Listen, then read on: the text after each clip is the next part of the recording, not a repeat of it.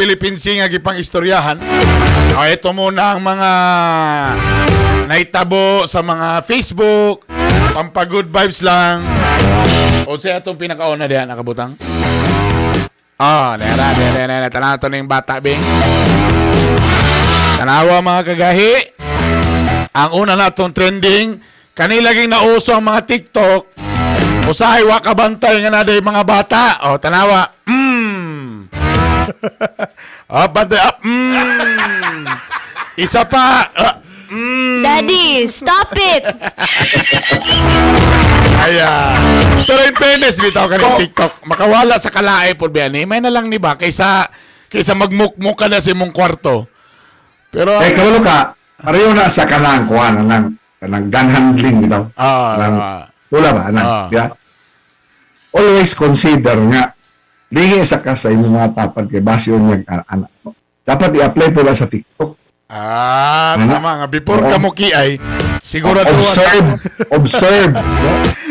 your surroundings before you TikTok. May galing kay warpon na hayang ang bata. Pero again, karon sagdiin na lang na inyo. Kauban ka pa nga TikTok, ha? Di ko say na to sa iyaan to nag-TikTok. Gipadidil na niya. O, sunod! Niya isa kainahan, tungod kay nabakunahan na siguro, nagpaputs pa na. Pero apan, dugay kay nauman ang puts pa. Kay sigig katawa. Experience mo na yung mapaputs pa ka nga kanabit.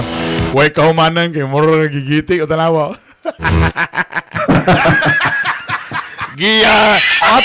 Matod na nga balita, ang singil sa maong pagpaputs pa, times 10, kinabot sila og napulo ka oras. Mo dito nga, mo din yung ina na tong bata nga nakiayan.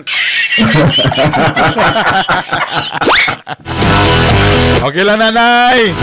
Kay burad dugay-dugay na daw ang kalyo, kay dugay biyan na imisikyo. Pero mo lang lagi, mura sa gigitik, niabot og pila ka oras ang pagpaputs pa, pandamay ni kalakiya. Next! Last na daw to niya, Brian. Last na daw to niya. Last na to niya?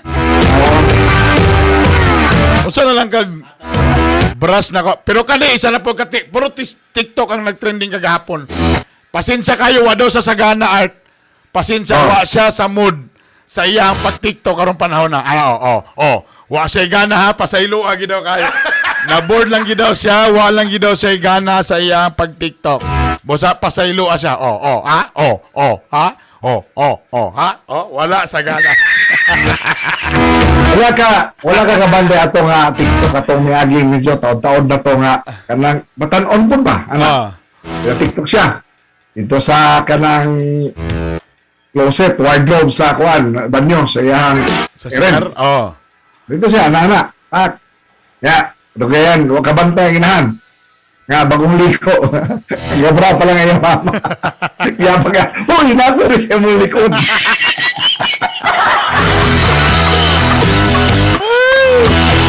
Na-post na yun ba? Na-post na yun.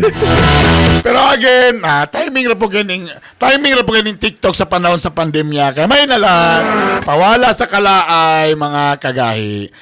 Ipangutan na po na unya sa atong mga